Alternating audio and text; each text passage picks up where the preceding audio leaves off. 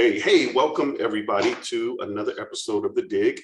I am super excited to be able to hang out here for just a few moments with someone who I just met, who is a coach, who works with singles and just people in general, who loves God and is doing ministry all over the place. And we were chatting briefly before we got on here live. And so there's a lot to her and a lot that I don't know, but I think we're going to share some of those things and help some of you all here today too. And so just a reminder for those of you who do watch my content, I really just like to have a conversation with people, just because we're people and we all have some of the same experiences, sharing some of the same things, same challenges, struggles. But what I like to do with The Dig is bring people on who will be able to help you, assist you, be able to help you go further, take a next step, take another step, be able to see around the corner, anticipate some things. And yes, we're believers. So yes, prayer is something that we should do. Like that you shouldn't even ask about whether we pray or not. What we should be doing basically is simply just making it a point to live our lives every day with the anticipation of who God is and how we have to navigate life, from relationships to everything else, which we're going to talk about today specifically, because if you're single, on here, I got some questions that I had prepared for Angela that I really want to ask, that I know will bless you. It will help you. It's going to assist you. And if you apply these things or even consider these things, maybe it isn't completely something that fits you right now, but it's going to be something that can be helpful to you later on down the line. We just want to encourage you, okay, to just embrace it. Think through it, pause through it. I apologize for those of you who maybe tried to log on to Facebook. I already saw some people telling me that, hey, Facebook isn't up and so on and so forth. I do apologize for that. For whatever reason, it was blocking me. And I wanted to respect Angela's time because she is in another state. And so it's a Sunday. And so I want to make sure she had an opportunity to finish her day and was grateful for her time right now. So with that being said, Angela, again, thank you so much for being here. I'd like for you to tell everybody a little bit about yourself, as much as you want to share, and that way it's accurate and it's correct also. And then we're going to get into some questions and just some general conversation here for probably the next 30, 40 minutes and go from there. Awesome. Yeah, well, I'm so excited to dive in. I love making new friends. I love how the internet connects us all. Yeah. But I'm Angela. I am a life coach, really passionate about helping singles get healthy while they're single so they can get into healthy relationships. God's done a ton in my life through being single and trusting him with this area of my life. And I'm sure we'll dig into that in a bit. But yeah, so I'm a life coach. I also lead worship for my church called Jesus Culture from Sacramento, California. Just moved to San Diego a month ago. So I'm in this new city and this whole new adventure, it feels like. And yeah, that's a bit about me. Awesome. By the way, for those of you who've never been to San Diego, it is the best city on the planet. You have to come. So, it's like, yeah. I made it my life mission to make everybody that I love move here too. Exactly. Constantly selling it. I love it. I love it. Boy, I was telling Angela too that we spent, and those who know me and my wife, we'll just pick up and jump in the car real quick and make that little 5-hour drive real quick and, hang out, and always long summer times. This year, not, because it's our 30th anniversary in a couple of weeks. And so we're going to be in Maui. Yeah, so this year we're doing Maui. Yeah, so yes. we're looking forward to that. So God's been good to us in that. Yeah, absolutely. And so this is one of the things that kind of prompted me. So, one of the people that I work with, who is a student of mine, brought Angela to my attention, and because he knew who I was and kind of things I like to talk about. And this is certainly one of them. One of my largest TikToks that I never intended to be that large was about singleness and people paying attention to their singleness and what kind of decisions they needed to make and how they needed to understand, whether it was time for them or not time for them. And that was a challenge. I got that from secular people to Christian people who responded there, which I Mhm. personally love to reach out to Yes. both, to be honest Uh-huh. with you. That's just my heart. That's the way it is. People have kind of said, hey, man, why would you jump over into that? I'm like, where else should I share these principles and Right. values, right, that God has Just given people. us for everybody, right? Yeah, we all need it. Everybody needs it. And Mhm. so, Angela, how did you, because you just talked about this, right? In Uh-huh. your singleness, that was one of the things that I saw from her video that was forwarded to me. Mhm. And I was like, yep, I need to reach out to her and see if she'll give me a minute and see if we can chat. So how did you get to, well, what made you get into this life coaching thing? I mean, tell me the story. What was Yeah. it? Yeah. So I'll back up a little bit. Yeah. For me in high school, I was always in relationships. I always felt the need to like have a guy in my life to feel complete. And it wasn't until a little bit after high school, I was in this 3.5 year relationship, had all these life plans of like, okay, just gonna marry this guy, get a good job, settle down, and that's it.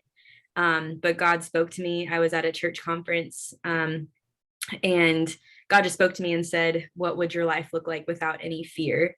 And how would you live if you really believed that I was a God of the impossible? And he said, I have all these other plans for you beyond your wildest dreams, but you have to trust me with your whole heart and lay down everything in order for me to lead you there.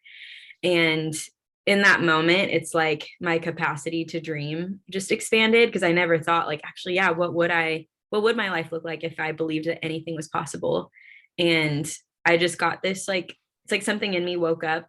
I wanted to help other people have this same encounter with God and ask themselves, how would they live if they weren't afraid of anything? And so for me, one of my biggest fears was being single. I didn't really know how to just Wow. be on my own. Wow. Um, and so I went back and forth for a few months, like, was that you, Lord? Like, should I end this relationship I'm in? He's a great guy. He loves you, all this stuff. But I really felt like God was asking me to lay that down and just learn how to receive perfect love from God, like the true source of love.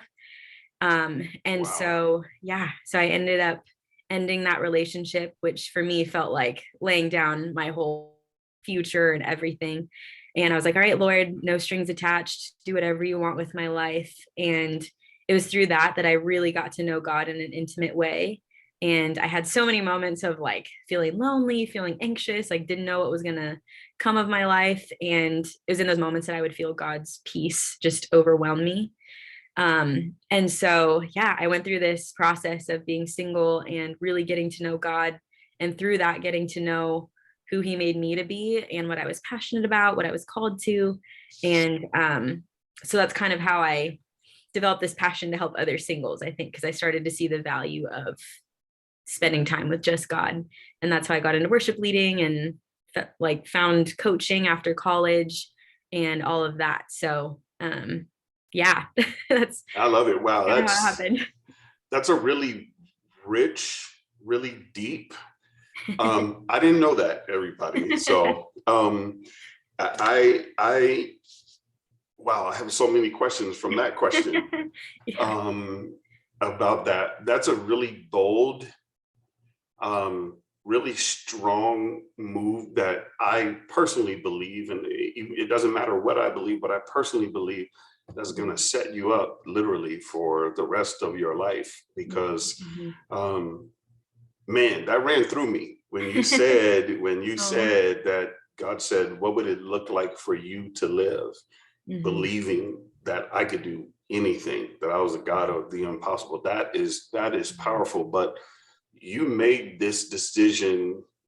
um I have 4 daughters, so all of my Oh, kids are yes. girls, Uh-huh. um and 4 grandkids as well Oh, now, cute. and only one grandson. Everybody else is granddaughters. Lots of girls. I'm really curious about this thing that I see about not being able to be needing somebody. I have to have somebody.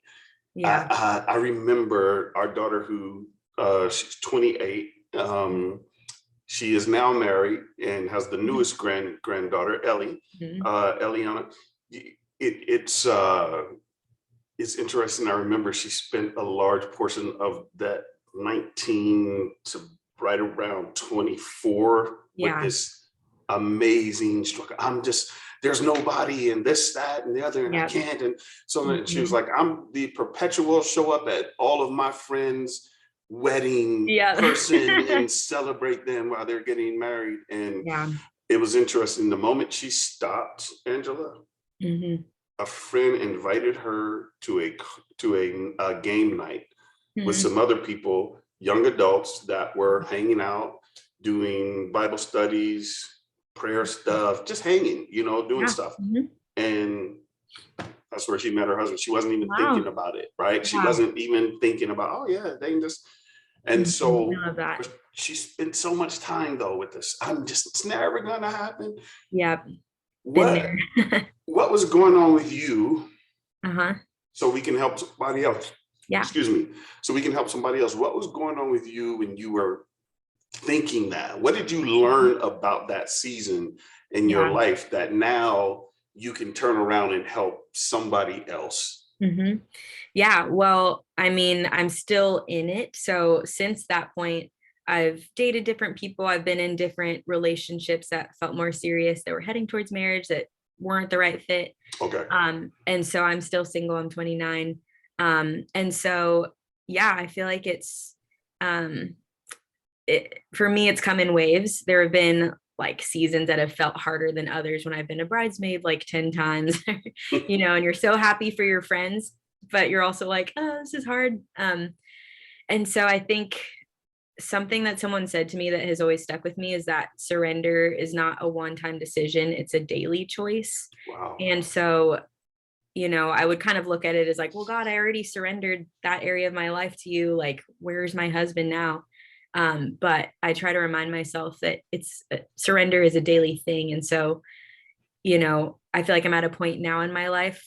There's kind of more to the story that I'm sure we'll get into, but I'm at a point where I have so much peace. I've seen God come through Wow. in so many other ways in areas of my life. Even just this move to San Diego, I've seen God like line everything up. So I have this confidence where I'm like, God, I know you're taking care of one of the most important decisions of my life, who I'm going to marry. And so now I'm at a point where I just feel a ton of peace. Um, but in the harder times, it is a choice, I think. Like, okay, God, I'm sad. I feel like I'm grieving the friendships I had where we were all single together. Now they're all married and having kids. But I still am going to choose to trust you. And I still believe that you have good things. And I believe that you keep your promise. And I believe that you're going to line everything up in the right time with a person that is going to be a great fit for me. And so I love the story you shared about your daughter. It's like, yeah, sometimes you're not even looking for it. And God just, he's like, here you go. He lines it up. Yeah, yeah. And I'm not sure that I don't think he was. I've had conversations with him. Of course, we were just golfing yesterday as well. But just had conversations with them, and neither of them, I think, were in that moment. I think they were just like, "Hey, we're hanging, this young adult group, and so on and so forth. Let's go hang out." And next Yeah. thing you know, there they are with this whole thing, and then there's this dating thing, and so on and so forth, and this wedding, and now the house, and now this whole baby, and all this, and Yeah. careers, and all this kind of good stuff. So it's really cool. A lot of stuff happened in 4 short years. That's amazing. But so why do you think women feel like it's never going to happen? Hmm. What is that? What's happening there? Like it's just Hmm. never going to happen, even though they say it happening with other people. So they know it's possible, Yeah. but why is that feeling so strong, do you think, in some people? Yeah. I think, I mean, there's a bunch of different factors. I think sometimes it can be the environment you're in. You don't see a lot of options. And so you're like, Okay. cool, where am I even going to meet somebody? Um, and I think faith is hard. I think that's kind of the fact of the matter. It's like you have to believe for something that you don't see happening Yeah. for you. And you see Yeah. it happen for other people, but you're like, cool, there must be something wrong with me because it's not happening for me. And so this hopelessness can set in. And that's where I think we do have to be vigilant and really guard our hearts, because the enemy is going to try to come in and hurl all these doubts and, like, oh, God doesn't care about you, or God's not going to keep his promise, or, oh, you're too much, or, oh, you're not enough. And that's where all these lies can start to creep in. And yeah, we have to continually like go back to the presence of God and say, hey, this is what's been floating around in my head. These are the doubts I'm having, the insecurities that are popping up. And God, like, what do you say about these things? And replace those lies with his truth, because ultimately those things aren't true. I love it. We have to ask God what he says. So he needs to be the final authority, right? Yeah. In the voice of our lives, his word, what he's saying, what he's currently saying, what he said, what we've Yeah. read. We need to have that be the final authority so that we're always in order. That's going to help somebody. I want to ask one of the questions here. So like what are one of the biggest issues and concerns that you see though with Christian singles? What kind of danger places do they kind of step into a lot? Danger places in terms of like, So in regards to maybe being in a hurry, getting ahead of okay. God. Yeah. You know what I mean? Yeah. Yes, I think loneliness is one of the number one things that leads us singles into maybe bad situations. People not, yeah, it's like when you feel lonely. And I think we're wired for relationship and for companionship. And that's what Right. always drove me into relationships. Um, I think, yeah, sometimes when that loneliness outweighs the truth of God and like what we know we deserve and what we should wait for, that's when we can start to entertain like, oh, this guy reached out to me. He's not everything. He doesn't check all the boxes. He's working on his relationship with God, but he's really nice. Yes. And he was a gentleman. I think those can be some of the danger zones when we start to settle and compromise in ways that we know deep down we shouldn't be compromising in. So I think loneliness is huge. And also I think unresolved insecurities within ourselves. So like, I love it. Yeah. So sometimes, yeah. I'm trying to think of like a personal example. I can't think of one off the top of my head, but I remember reading in a book written by some psychologists. They say that you try to find someone that has what you feel like you lack. So if you're someone who's like too talkative or whatever, and you think you're too much, you're naturally drawn to people that might be on the quieter side because you feel like it kind of help compensate for your insecurities. Sure. So I think that can be another danger zone too, is subconsciously we have unresolved like insecurities or things about ourselves that we don't like. We can try to use another person to kind of fill those gaps or make us feel better about ourselves. I love that. Yeah. I love that for so many different reasons. And one of the main reasons why I love that is because I think Christians have a hard time having these conversations. When we were talking offline, you had talked about, or you asked me about coaching and what I did. That again was one of the reasons why I went into this. I know that God's word is true. Yeah. What I didn't understand was what people were tripping over, even while reading the word and being in community, right? Yeah. Being in worship, saying all of the things that God said, quoting scripture, right? Saying all the Jesus stuff we're supposed to say. How you doing? I'm blessed. I'm favored. I'm called. He's with me. All this kind of good stuff or whatever, whatnot. And then not being able to overcome these hurdles. So I was like, okay, like, what is this about? Yeah. And so I ran into a coach. A lady, and I was like, I want to get certified in this. She's a Christian life coach, and she has a massive amount of people who've gone through her program, and she happened to live here in Arizona. And I was like, yes. So we met, we chatted, and I just went through this whole thing where I was able to help people start to unlock and pull back these layers and deal, Mhm. Angela, with these insecurities and fears. And I Yeah. watched my own kids. I watched my own kids go through Yeah. this same thing, right? Where they're like, Mhm. this just isn't going to happen, so on and so forth. And Totally.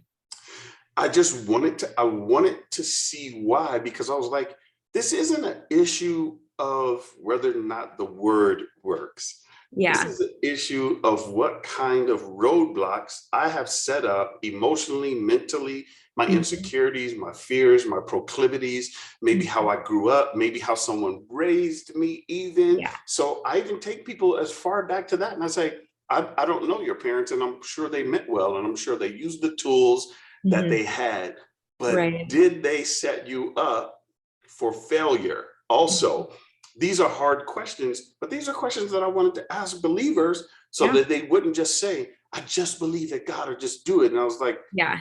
I hear you. I hear you. Totally. However, are you working on these things though that you have set up that you're now Mhm. asking God to overcome those things? And God's like, I got you if you Mhm. can move that out of the way. I didn't sit that there, and my Mhm. truth can move past that, but you Mhm. keep choosing that over my truth. So Mhm. that's what and I Yeah. found that people were tripping over Mhm. those kind of things. So I'm so glad that you talked about a lot of the stuff that goes on the inside of us. And I Mhm. tell people, so much of what you might really be struggling with was stuff that you learned growing up with, Yeah. right? And Yes. Mhm. that might be a Definitely. challenge for you. Yeah. Yeah. That's so good. It's true. There are a lot of roadblocks and things that, I feel like that's why we have a relationship with God, is for him to help us reveal those things, and then we give them Sure. back to him and he helps us like overcome whatever's standing in our way. Absolutely. Absolutely. I love that. I too, just even, I'm 52, Mhm. and I'm thinking to myself, as I was going through this was back in 2014. Mhm. I was getting certified, and Yeah. then I got certified in CBT, cognitive behavioral therapy, Yeah. right? Because Love again, it. I wanted Mhm. to know. I was like, what are we thinking sometimes? What's happening here to us? What's Yeah. going on? None of this replaces the gospel. None of Right. this replaces the gospel. But honestly, reading it for me started Mhm. to enhance it, Angela, Yeah. where I was like, okay, I'm starting to see here, like Mhm. even some of the people who had certain fears in the scripture that we read about, and you see that Yeah. this person struggled. You can see in that moment, hey, these practices aren't new things. These are things that have been Yeah. going on for a long time. Somebody's been able to point them out. And Mhm. again, we sometimes believe that God just doesn't know what I need. Of course, God knows what you need, Yeah. his timing, his purpose, his plan. This daughter, she's probably going to be like, Dad, I can't believe you said all that stuff on there. But I remember it was a young man that she liked. And so this is kind of a question Uh-huh. and a true story to you. It was a young man that Okay. she liked. Uh-huh. And I'm going back to something you said a few moments ago, but he wasn't quite where he needed to be in his faith Yeah. journey. He was kind of Uh-huh. like, yeah, I do, but I'm not Yeah. there. So her watching everybody else Mhm. move along was like, Yeah. well, maybe he's my assignment. And I'm like, he might be your assignment to help in the process of getting him closer to his relationship with God, but he may not be your assignment to say, hey, let's you and I Mhm. get married. Do you Yeah. find that a lot of single people, when they're helping somebody, Mhm. also believe that, hey, I kind of nursed them back to and got them healthy and started Yeah. talking to them about God. This is my one. Person. You Mhm. feel like that's a thing too? Yeah, definitely. I've been there for sure. Where, you know, and I don't know if this is just a women thing. I'm sure maybe guys feel this way too, but as a girl, there have been times where, I'm like wanting a relationship and I've been like, God, I've been waiting a long time. And then a nice guy from church will come around and we'll start talking, start dating and all of that. And I've found myself in relationships where you start to see, okay, maybe this person isn't like the spiritual leader that I know I need, and I feel like I'm carrying him along. Um, it can be so tempting, I think, to just, stay there. And I think unfortunately a lot of people do end up marrying kind of unequally yoked people, because the fear of being lonely is like so much greater than like, well, I can see this right in front of me. At least I have somebody and I can like kind of work on them and fix them. I'd rather stay in this than like be single and have faith that God's actually going to bring like the right person. And so, yeah, it's such a battle. Like I said, I've been close to marrying somebody that was kind of in that we were in that situation, and I just couldn't shake it. I kept feeling like, man, do I want to live the rest of my life this way? Like trying to carry this guy along. And I think women are wired to be led by like a strong leader. Um, and so, yeah, I was like desiring that. Um, and God just kept saying like, yep, just trust me, trust me, trust me. And finally got the courage to end things as hard as it was. But yeah, I do think that's a common thing where we get in this fixer mode and we want to step into the role of the Holy Spirit, but really it's not our Yeah. job to save people or, get them where they need to be with God. Like God has to do that on his own Yeah. with the person. So Interesting. You said something that I think is somewhat controversial today. When it comes to believers, mm-hmm. and that is being led. Mm-hmm. I feel like that's kind of a thing that's going away somewhat, Mm-hmm. and it's taboo. So let's just be honest. So Yeah, I like to dive into it. I'm kind of a straight up guy, not straight up where it's Mm-hmm. wrong, excuse me, or crosses a boundary, but Mm-hmm. let's look at the church landscape right now. There's a lot that is going on with people being called out for various different things that have taken place over the years, right? With poor leadership. We have a denomination in particular right now that has also been called into account because of some really poor things that have happened. They have over excuse me, they have over 700 counts against them right now of people who have had complaints of abuse and different things along those lines. The majority of those abuse counts are from men. So when we talk about strong male leadership, and we see now too that it is coupled with and boxed right next to the Me Too movement and things along those lines, uprising of other movements coupled with that. How do you in your mind think we navigate this? Because it's kind of become a bad word to say this leader, this guy who can lead, this strong guys. It's kind of become a tough situation. What are your thoughts on that? Definitely.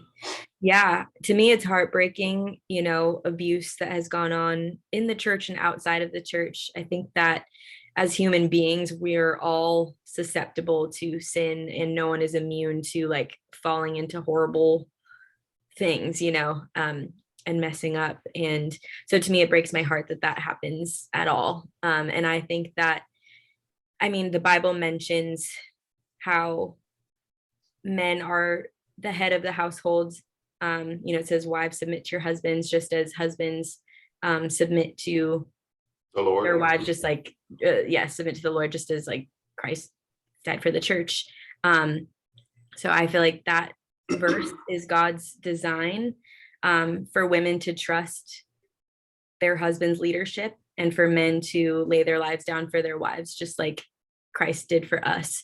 So I think that is God's design. And unfortunately, Satan has tainted that and brings in sexual sin, abuse, all the crazy things that we're seeing. And so it's distorting God's beautiful picture. And now it's creating women to be fearful of like, oh, how can I trust men? Like I see all this stuff going on, and and all that is sin, just making things really messy. And so personally, I believe that I want to stick to God's design. I think his plans are always the best way. And we need to see sin and destruction for what it is, and see that that's the enemy, and not like fall into that and not be like, well, I'm not going to trust men, or I'm going to, I don't need no man, I'm a strong woman, or whatever, just because of the Sure. havoc that we see sin and Satan creating over here. Sure. So yeah, I don't know if that answers your question, but No, that totally answers my question. And okay. of course, you gave me even more than, excuse me, I have no idea while I'm sweating in here. The You're air is good. on and so is my It's a fan. hot day over here too. Yes. I have my fan going.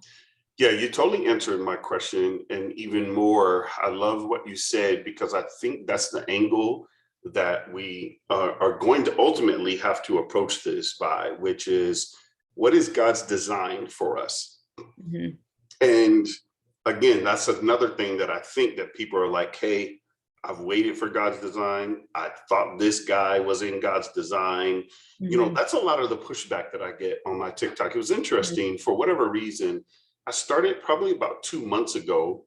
I just Mhm. started having this desire just to really talk to people who wanted to get into relationships. And that started because someone asked me, they're like, man, you've been married, you've been with the same person for 31 years, you're going to be married for 30 years. Like, Yeah. I don't know if I could do that. How could you possibly, or Yeah. people saying, what's the secret? Like, what's the secret? And I'm like, man, we do our best to do what God says first and foremost, but then there's all these other things that you really have to pay attention to, right? But I think that we've tainted in some ways, uh, Angela, and broken trust Mhm. with people. And so these are the kind of meetings I want to have to Mhm. start to rebuild that Mhm. trust so that it doesn't continue to erode, Yeah. because so much too of what we take in comes from our culture. It Mhm. comes from the communities that we're in. It comes from the news that we watch. It comes from the information that we're taking in that sometimes isn't Yeah. gospel, and even sometimes in the church, because we are not perfect people. Mhm. Sometimes some of the things that we share, um, they pull people away from the design. And Yeah. so I'm looking at it and I'm like, hey, um, we do need to return back to that design. So I love that you said that. Like, what is God's purpose and plan Mhm. for our relationships? At the same time, of course, we need to call out the things that we see that are Yeah. abusive Yeah. and, things along those lines, because we cannot accept it, right? It can't Right. be an acceptable part um, of how we go forward in our Yeah. relationships, and get people in healthy relationships. Mhm. So yes, you totally answered my question. You said something though, and I wanted to lead into that with the question here, because you were talking about when people feel lonely. So I had a question here. I said, have you found that Christian singles who have healthy long-term, basically outside relationships, are better equipped to handle being single? Hmm. When they've had healthy Outside, so it's not outside. a romantic relationship, but Mhm. they have good girlfriends, good Mhm. guy friends. They have their hey, they go to the gym, they have Yeah. their own things that they're focused on day in and day out, but then they have other peripheral relationships that don't allow them to say, I'm just so lonely right here, I can't Netflix and chill right now, I got all this other kind of stuff going on, right? Yeah. um, do you think that that's more beneficial for people, or do you think that they might still go to the same struggle even if they had good friendships or relationships around them? Yeah. I think that solid relationships definitely help. It's going to be so much better, if you're single, say it's a Saturday, you have no friends, like you're going to feel extra lonely being at home having to watch Netflix all day. Probably some people love that, but versus if you've got like a group of friends to go out and do something with, that's going to help satisfy that like social need more. Yeah, so I think it's very important to have the right people in your life. I know for me, like my community, my friends, my family, mentors, that's been a lifeline for me while being single, because I think we all need people in our lives to encourage us in days where I'm feeling insecure, like, is there something wrong with me, or, whatever. I've got friends to remind me like who I am, like, no, it's no, you're good. This is the truth. Like, you're going to find somebody at the right time, blah, blah, blah. And so I think it's so important to have outside voices there to speak into us, because stuff does get hard and we need that outside covering and encouragement. Yeah, so I think that's super important. That But I one, think we'll number all one. struggle still. Yeah. And I think let's there's two things I want to ask you. One, is that the number one thing that you hear people saying, like, am I okay? Am I good? And the other thing is let's talk about struggle. First, let's talk about, is that the number one thing that you maybe run up against with people that you're working with, helping support, focus on? And then in struggle, with that being the question, I'm thinking more when I think in terms of struggle, I'm thinking more about why we don't think it's okay to actually be in that struggle, because I personally do think that it's okay. And I'd love to hear your thoughts on that as well. Yeah. So first question was, do you think that most singles are wondering what's wrong with them? Is that the biggest thing that you run into? Yes, I'd say that's definitely one of the top.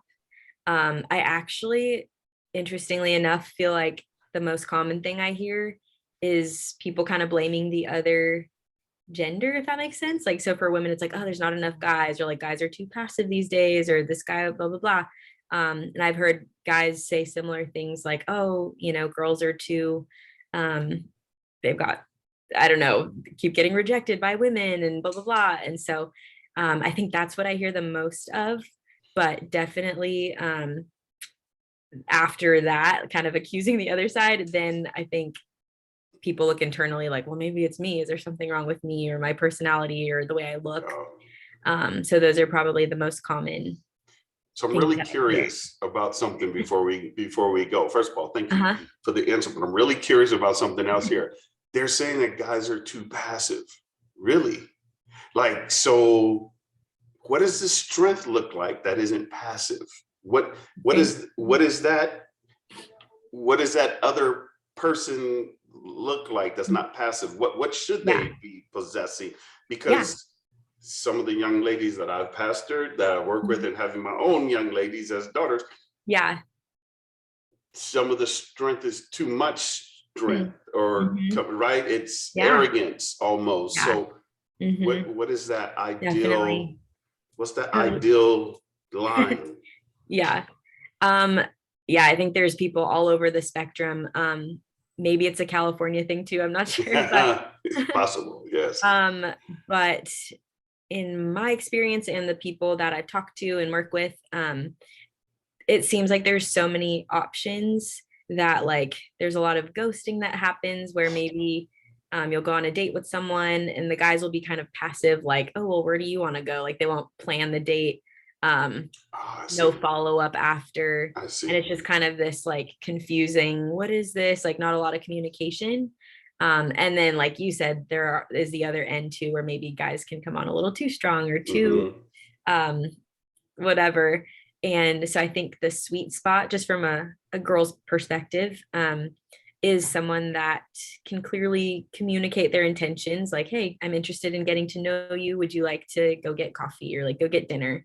And plan the date, and then just be honest with communication after, like, hey, I really love that, would love to go out again if you're open to it, or like, hey, had a great time, would love to move forward as friends. But I think both guys and girls, I think we all can get a lot better at dating better. Okay. That makes sense. But to me, that's kind of what leadership looks like Okay. this stage, what I'm referring to. So it's more of a communication thing that really helps, especially on the female side then, right? It's Mhm. more, you're looking for that communication. Hey, are you a strong communicator? Are you able to, a follow through? Are you a planner? Are you setting something up? Do I have to choose? Yeah. Or do I have to pick your meal when we're out eating? Right. Right, like Um, taking initiative. And I think showing, because again, back to like the leadership thing that we were talking to, if a husband is going to be kind of the leader of the household, it's nice to see in dating that a guy can take initiative and, want to impress the girl, versus just the casual, like, oh, what are you up to? Cool, like, the passive stuff. so this is interesting. I'm going to ask you an interesting question here. Let me see how I want to frame this. When you all, just from the female perspective, when you all are really interested in a guy, um, do you need to see that he does have those traits, or is it okay if he doesn't and he's working on those traits? Mhm. Do they need to show up with those traits, or is it okay if he's on his way to those traits of being a leader and a good communicator and stuff like that? Because again, this is the way that I think, and sometimes when I'm working with my clients and I'm dealing with them, Yeah. I always go back, even though in my coaching we're supposed to always be going for it, but when I did CBT, I was like, I want to go back because I want to learn what you've learned about why you do what you do, right? Mhm. Yeah. So that young man may have been in a situation where he's super kind, he's super good, may love you to pieces, but he Hmm. has no communication skills. Hmm. So is there any grace for him, or are we looking for him to come prepared, having been mentored, discipled, and sat under the best of the best, and he's ready to go? Yeah, I love this because I feel like there are a lot of almost, dating is such like an ambiguous thing, and it's like still pretty new to our culture, especially in the church. And so I feel like there's a lot of breakdowns kind of everywhere. So I feel like, yes, there should be grace because nobody's going to be perfect. Just from experience and women I talk to, friends I have, if a guy presents himself at, kind of like, hey, you want to hang out? And like, there's not much intention.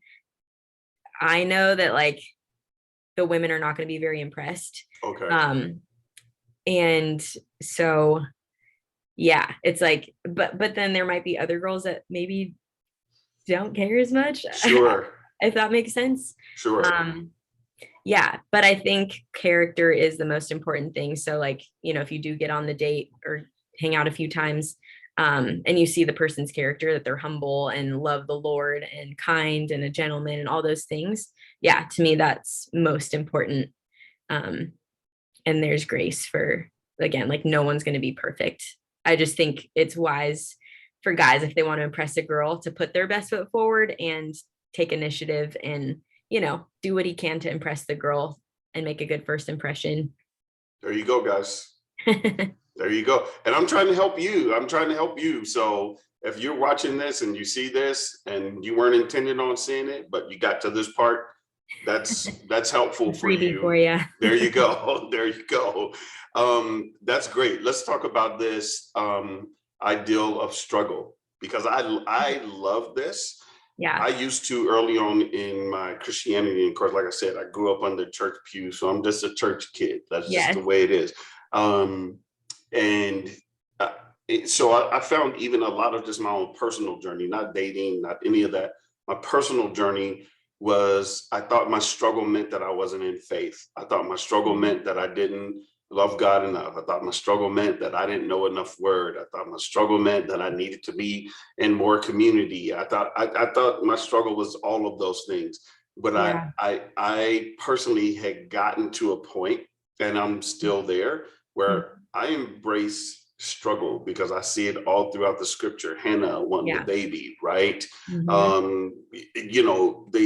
The whole thing was, even the man of God says to her, you know, what are you doing drunk at this hour of the day, right? He thinks she's drunk when really her heart just wants what her heart wants, Yeah. right? She's Mhm. asking God for this baby, and Yeah, she's struggling desperation. because she's seeing this other woman have this baby, and she's like, Mhm. well, classic, what's wrong with me? Right. Yeah. Right. Yeah, So exactly. One of my um favorite stories in the Bible. right. So struggle, talk to me about that, and what's your take on people struggling in their singleness, and what kind of Mhm. things you think they might be able to do to help themselves out. Yeah. So I think that it's important to know that we can never earn we can never really like earn God's love or earn God's blessings. He just loves us unconditionally. And so I've struggled with this myself, like, oh, maybe I'm single because I haven't, maybe there's like, I need to read more personal development books, or like maybe I'm missing something, or like, God, like maybe I'm not close enough to you, or like I would do all these things to try to earn a boyfriend, or like earn a spouse, and um God just revealed to me, like, no, I mean, there's that verse that says, in this world you'll have struggle, but take heart because I've overcome the world. And so Yes. he doesn't promise us everything that we want exactly when we want it. And it doesn't mean that we're doing anything wrong. What I've learned is that, like, we need the struggle. That's kind of like the sanctification. Like, that's what brings us closer to God. And that's what's deepened my faith and strengthened my dependence on him and given me so much peace and joy, because I've gone through struggle, I've seen him come through. And so that helps give me faith in my singleness, because yeah, I've had to walk through struggle, which creates depth in your walk with God. And so yeah, if there's anyone watching that feels like they're doing something wrong, or like they just need to work harder or work out more or look better or whatever to earn God's blessing, I think that that's a lie from the enemy. And on the other hand, I also think that there is always room for growth too. So while we are single, Agreed. um, yeah, then we should be drawing close to God and working out things that we picked up from childhood, or anger issues or trust issues or whatever. Um, Work out as many things as we can, that way we don't carry them into our future relationships or future marriages. Yeah, I totally agree with that. I think that's good. I love your terms, because I'm a business guy too, so I use a lot of Mhm. different terms, but I love the fact that you said struggle creates depth, and it does. And we need to be people of depth. I know Yeah. that people think that we don't. We just need to be. I just need to have faith. We do, but we Mhm. need to have some layers of depth to us, so Yeah. that when we're in different scenarios and situations, especially when we're in relationships and Mhm. marriages, I think back over my 20s, 30s, 40s, and now early 50s. My wife and I got married when we were 22 years old, and Mhm. now we're getting ready to be 53, Mhm. and a month apart. And so we are not the same people. Yeah. We are not the same people. And Yeah. Angela, if it wasn't for depth, Mhm. if it wasn't for rooting and grounding ourselves in difficulties, Mhm. struggles, challenges, which is a thing too, I don't think that a lot of people think about when they're single. Mhm. You're marrying another history. Mhm. And I don't think that people understand that. Like, you're Yeah. saying, we're going to put your history and my history, and we're going to come together and make history. This Mhm. person comes with their own set of history. You come with your own Yeah. set of history. I really think that it's important for us to really pay close attention to that, so that we build those levels of depth. Yeah.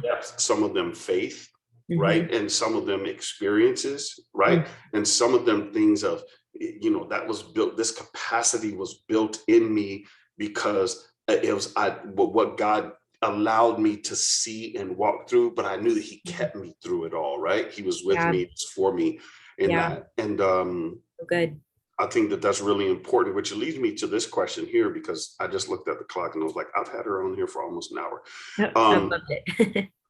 Let me ask you this question here. I said, what if any questions do you believe singles should ask their potential spouses about their personal life? So once you get into a dating type of scenario, and you Mhm. feel like it's going strong and it's in a Uh-huh. good place, when is it appropriate to ask them, and what is appropriate to ask them? I gave some Mm. examples about their family life, which is Mhm. something I'm a huge fan of. Even when I'm Ah, doing premarital counseling, I yes. always ask people about their families.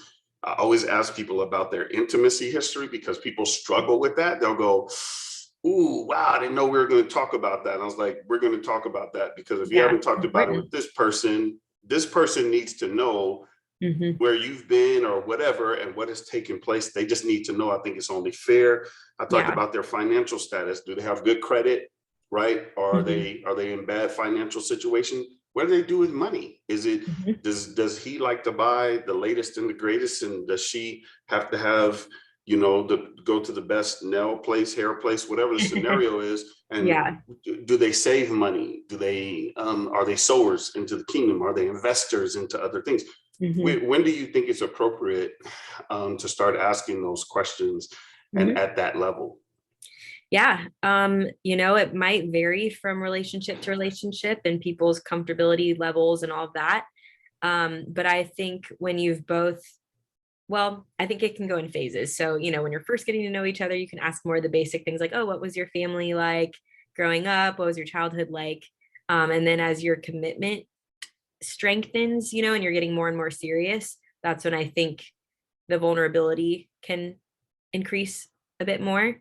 So the more like committed you are, then I think the deeper you can go. Okay. So like, you know, all the things that you listed are very important. Um, and yeah, I think dating and in a relationship is the time to discover all those things like, yeah, can I see myself marrying this person? Do we align on all these important areas like finances and how many kids we want and all of that? Is that date 5, 6, 7? Is that month 3, Hmm. 4, 5? Is that like, Yeah. when does somebody say, I there's some real questions I have here. I really like you. I think you really like me. It doesn't Mhm. matter, male or female. Yeah. When do we ask these questions? When do you think that is appropriate? I know you said it depends on the person, and I happen to agree with you. But Mhm. if we had to give people somewhat of a baseline Yeah. before they started going too far, Hmm. what do you Yeah. think? Um, I would say maybe within the first 2 to 3 dates, you'll want to make sure your core values align. Like, are they a believer? Do they have a I relationship like with that. God? I like that. So make sure like the core things, those are kind of your first priorities that you need to know are in order. And then as you build trust over a few more dates, or maybe like a month or two or Hmm. three, um, that's when you can really dig in and I think ask the more personal questions. Um, so yeah, I'd say within the like first few days to first few months range. So you're not wasting a ton of time and you're not like, putting it Not all out there too soon too with someone soon. that you Yeah. don't know very well yet. Yeah, it's interesting. As I look back over the course of this time, I had a young lady who was a part of our ministry years ago, but she's not now. But she called me the other night. We were talking, we were chatting, and she's just kind of in this space, right, of a situation where she was like, "Hey," and I told her, I said, "Hey, I'm going to be interviewing this young lady named Angela." I said, you should make sure you watch this Mhm. interview. I said, this should be helpful for you." And Yeah. she really was somebody who prompted some of these questions for me, because she didn't ask some things, and then she found out some things later. And I'm like, hey, we have to ask these questions. These questions need to be asked of people, Yeah. because if you find out that someone has this history of any kind, but you've already married this person, and you find that out later, that Yeah. can end up being incredibly detrimental to your Definitely. relationship, right? Mhm. I always tell people too, I'm like, pay attention to their history and Mhm. to their family. Yeah. I tell them, you have to look at this person's family and Mhm. their history, because that's who you're marrying. Mhm. That is who you're marrying. I'm not saying they're not their own self person and that Mhm. they're not an individual, but Yeah. you need to pay attention to that. Mhm. Now, I haven't been on obviously a date except for with my wife in 30 years. I don't know if I would even today not struggle even more in this climate. I'll be honest with you. I mean, I trust God too, Yeah. but you all have it completely different than when I'm Yeah. serious. It's Yeah. so different. All the Yeah. ghosting and stuff, all these terms. So Yeah, I know. my students are all in their late teens to early 30s for my class that I teach Uh-huh. on Thursday nights. And so they've hit me to all these terms. Yeah. They're like, And they can PD, get this is what this means. This is this. Oh, you didn't know? Oh, this, that, So I'm like, wow. Yeah, I'm like, you're oh, right. this is incredible. Yep. So it's so different out there now, Mhm. with everyone. And so I appreciate you answering that. I want people to slow down, because I think that they really don't understand the significance of the fact that you're marrying someone else who comes with their own set of things Mhm. that they have had challenges over, Mhm. and probably are still working on, Mhm. um, never worked on. Yeah. Uh, and while they could be really strong over here, they're not that strong over there. Mhm. And so that's another question that I have for you in Yeah. terms of capacity. One of the things that I say to people who come to me and they say, Pastor D, we're ready to get Mhm. married. Now, of course, they're like, can you do the premarital? Like, sure, do that. Let's do Yeah. that. Let's work through that. And of course, I ask the question that everybody asks: why are you two getting married? Why do you Mhm. want to get married? And then they hit me Yeah. with the proverbial, because we love each other. There's so much love. So much love. Yeah. And, God told me, and I'm like, okay, and God told you. And they're saying to me, like, this person, she's this, she's everything I was looking for, man. And, Mhm. she does, and she's like, and he's fine. He's this, that, right? And so you go Yeah. through this whole thing, right? And then I hit them with this other question. And I say, is that it? Mhm. And they go, well, what else is there? Yeah. My question, Angela, is, do you think that people have the capacity oftentimes, or do they know if they have the capacity to really have another life merge with theirs? Mhm. Um, what do you think about that? Because that's always my question to them is, do you have enough capacity for this other person's dreams, this other Mhm. person's struggle, this other person's background, this other person's history, this other person's habits, to Mhm. now come and collide with your life? And you say, we're going to do this. Yeah. Jesus got it. Mhm. Yeah. I mean, I think that can be a rude awakening for people. I've experienced that myself, like in relationships. It's a huge eye opener when you've been single and you're living your own life, and then you get with somebody and you're like, oh wow, I have to surrender a lot of parts of myself to make space for like them too and their dreams and their callings. And so I think that is I love that you ask your couples that question, because it's probably one of the most important questions we can ask before getting into a marriage. And yeah, I've got four things. I call them the four C's. But Uh-oh, let's go I'm for it. gonna lay them on you guys. I got my pen here. I'm getting ready to write them down. I wrote about these more in, like, I have a little ebook called The Singles Guide, and so I break it down more in You there. But do. You I have to do, tell I do. everybody about that before we're Okay, done, because I want you to grab that if it's available, like Amazon or it something. is. It's on my website, on my social media platforms. Nice, Yeah. nice. Okay. So I write about it more in there, but basically there's four things that I think are so important to look for in another Okay. person before you commit your life to them. So four C's: character, calling, chemistry, and confirmation. Nice. And so, yeah, look at their character. Do they have a relationship with God that you can trust? Do they have the kind of character that you want to tie your heart to forever? Do you have good chemistry? Do you get along well? Do you like being around the person? And then calling, like, do your callings align? Real And I good. think this, yeah, I think what you touched on earlier falls in line with this is, yeah, can you merge your lives together? What are you called to? What is your purpose on earth and what is theirs? And can they complement each other? Can they work together? And so that's a really key piece. And then confirmation, has God given you confirmation? Have the people you trust given you confirmation too that this is a good decision? This would be a wise person to move forward with.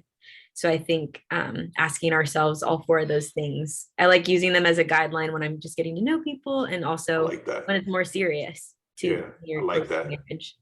Mhm. That's really good. I really like that. The 4 C's, everybody. The 4 C's. Make sure you get that audio book. That's going to help you. And she just mentioned it. So I wish I'd have known that earlier. We would have started out with some of that. And she's going to give you some information by the time we wrap up here in the next few minutes, just so that you can connect with her, and she can be of more of an assistance to you. You said your friend circle. So Mhm. I'm a huge friend circle. You're like, did you Yes. get this? Are you trusting the people that are around you? Mhm. What do we need to tell people just a little bit further? If you can stretch that out for me a little bit further, Mhm.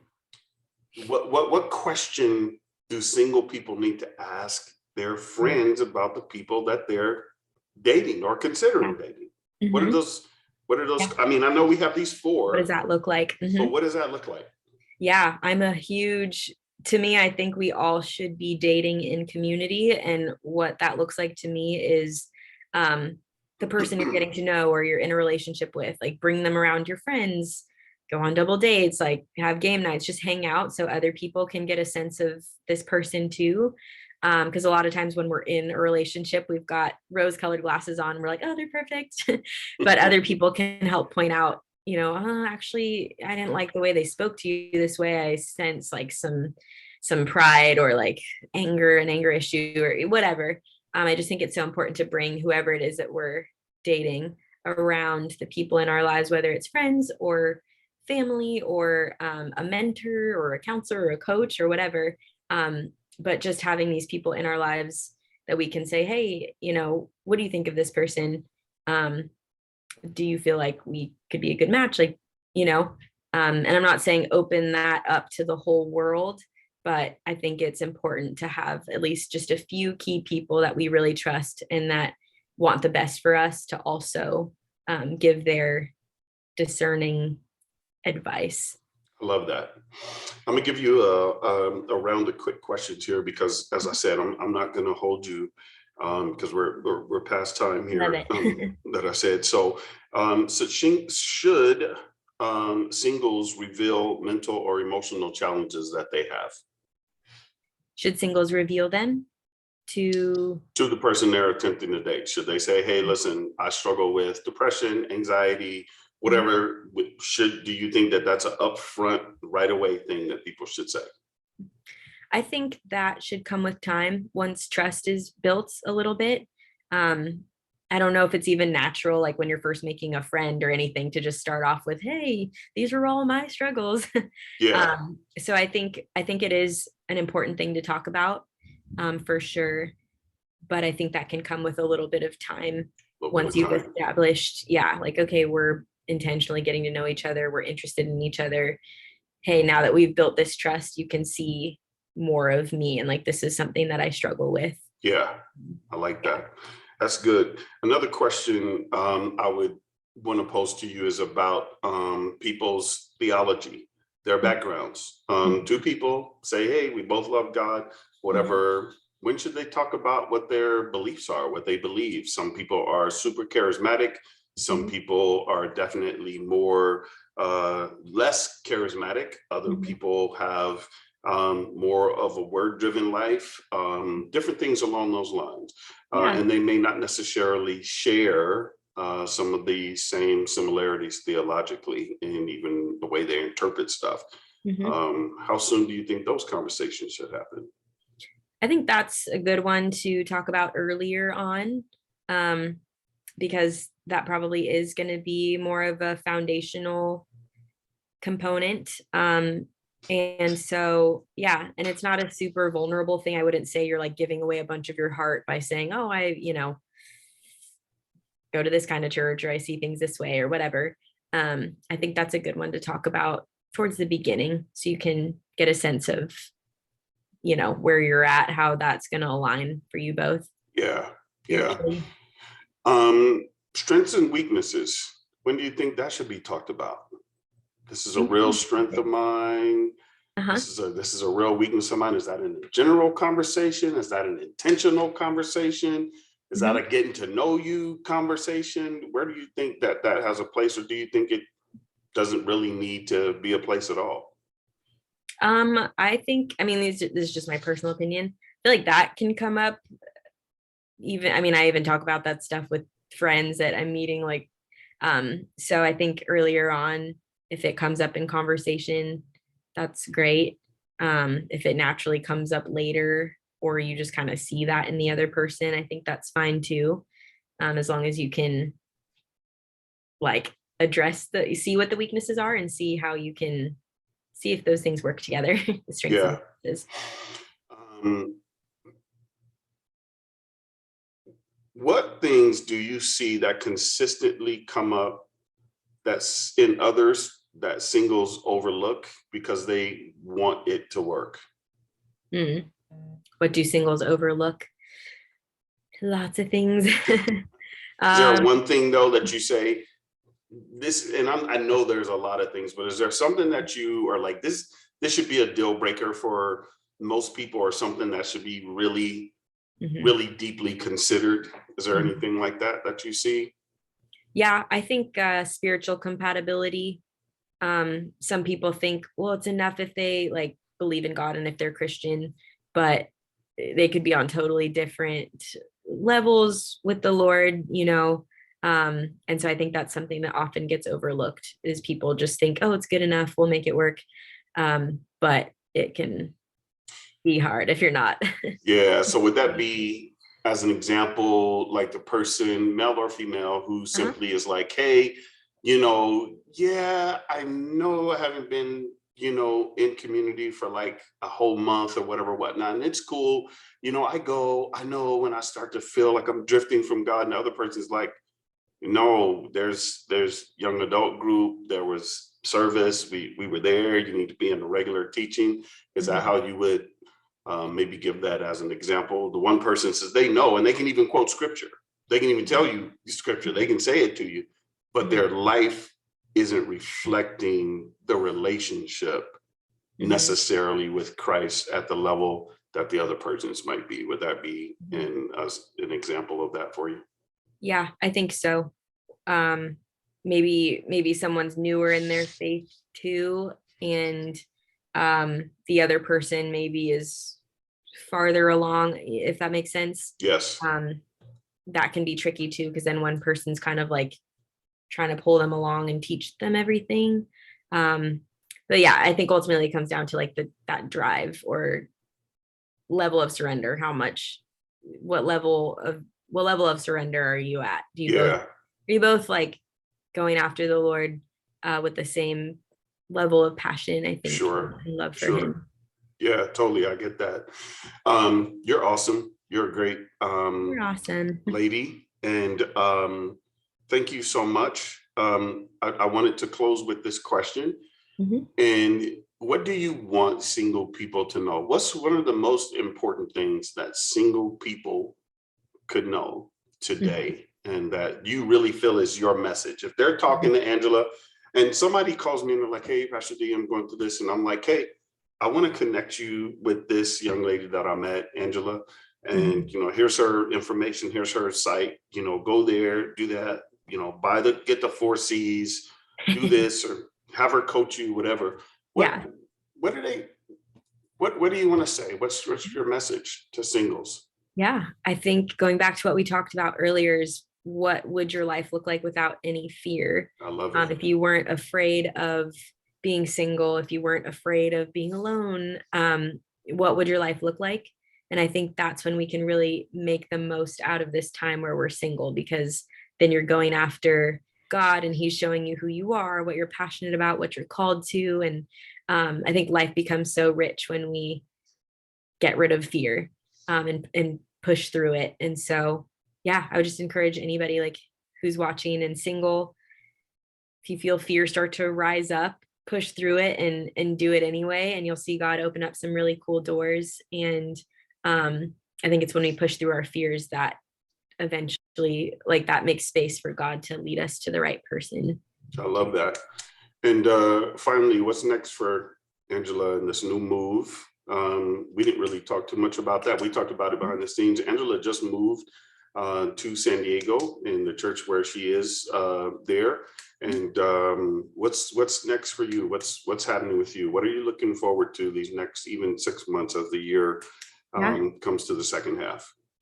Yeah, I'm excited to just dive into this new city. I've already met a lot of great people, and I just feel like God is doing something really special in all over the country. But I've got like this piece of my heart that's like burning for SoCal. And so, yeah, I'm excited to continue coaching people, creating more content, like writing more ebooks and courses and things like that. Um, Working, serving at my church, leading worship, all of that good stuff. So It's awesome. That's excited. awesome. Angela is awesome. Again, this is the first time that I've met Angela, everybody right here on this call in this session. But I did look at her, many of her videos, some of her content. She's just phenomenal. So make sure that you catch her on Instagram. Can you tell us your Instagram, your Twitter, and the other places we can find you as well as the book? Yeah. Yes. So Instagram, my name is at Angela Manzanares. That's my personal one. My official coaching page is at lifecoach.angela. And then I'm on TikTok, and that one is just Life Coach Angela. And all of those have links to my website, which is www.lifecoachingwithangela.com. And that's where you can find my ebook. It's called The Singles Guide. And also there you can book a one-on-one coaching session and check out the other resources I have. Well, there you go. So Angela, again, thank you so much again for taking up this time, especially on a Sunday. I really appreciate you Yeah. in the latter part of the day, taking some time out here. I know we went a few minutes longer than I told you I would. I wanted to keep my word, have some integrity, but I appreciate you hanging in there with me here for a few months to get as much information out to people as possible. And for those of you who are connected to me, of course, you know, you can just continue for more content. Of course, you can also log on to my TikTok, Demetrius.Colbert. Also, same thing for my Instagram. And for the dig, any of the stuff that you need to have on the dig, once you go on there, the dig, that's 2gs.org. You can find the rest of the stuff I put on there, from articles to different things along those lines. And I'll have this up as well as have it cut up and spliced, and we'll have some bits and pieces here to be able to share. And I'll be sharing these in like reels and shorts and things along those lines. And but I highly encourage you to connect with Angela. I think she's an amazing resource. And then I hope to have her again on some of the other women's panels that I have when I bring women together, period. And we start having conversations about dating, about singleness, about relationships, and about just women's stuff. Because I believe that it's important for us to hear from all of us that are a part of the body of Christ. So Angela, thank you again. Thank you. God bless you, and enjoy the rest of your day. Thank you. I love this so much. You're amazing. And it was so great chatting today. So thanks for having me.